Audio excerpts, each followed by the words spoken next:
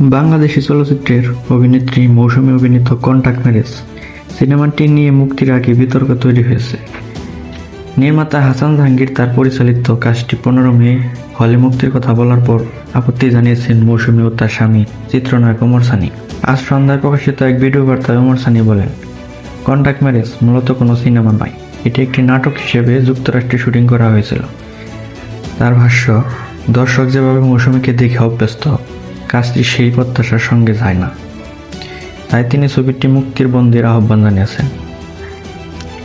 একই ভিডিওতে নিজের অবস্থান তুলে ধরেন মৌসুমী। তিনি জানান, নির্মাতার অনুরোধে তিনি যুক্তরাষ্ট্রে একটি 1 ঘন্টার নাটকে কাজ করতে রাজি হন এবং কয়েক দফায় শুটিং করেন। পরে নির্মাতা তাকে জানান, ফুটেজ বেশি হয় এটি টেলিছবি হিসেবে মুক্তি দেওয়া হবে এবং সে অনুযায়ী পারিশ্রমিক নিয়ে আলোচনা হয়।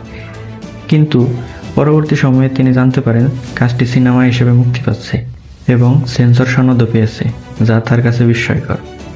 মৌসুমীর অভিযোগ, তার অজান্তেই কাজটিকে অন্যভাবে উপস্থাপন করা হয়েছে এবং তাকে কাটপিসের মতো ব্যবহার করা হয়েছে, তা তিনি অনৈতিক বলে মনে করেন।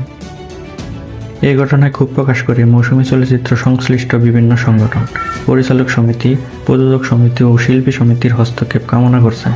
অন্যদিকে ওমর সানি জানিয়েছেন, বিষয়টি নিয়ে আইনি পদক্ষেপ নেওয়ার প্রস্তুতি নিচ্ছেন এবং এরই মধ্যে সংশ্লিষ্ট সংগঠনগুলোতে চিঠি পাঠিয়েছেন। ওমর সানি ও মৌসুমীর অভিযোগ প্রসঙ্গে জানতে চাইলে নির্মাতা হাসান জাহাঙ্গীর বলেন, এই ভিডিওটি বানাতে মৌসুমী আপাকে বাধ্য করা হয়েছে। এই প্রকল্পে তাকে সিনেমার সম্মানী দিয়ে যুক্ত করেছিলাম। তবে এর আগে সাক্ষাৎকারে দেওয়া কন্টাক্ট ম্যারেজ নিয়ে মৌসুমী বলেছিলেন, হাসান জাহাঙ্গীরের কোনো সিনেমার শুটিং করেনি, তার সঙ্গে 2টি নাটকের কাজ হয়েছে।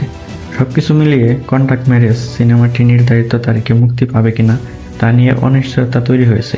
শেষ পর্যন্ত পরিস্থিতি কোন দিকে যায় তা জানতে অপেক্ষা করতে হবে 15 মে পর্যন্ত।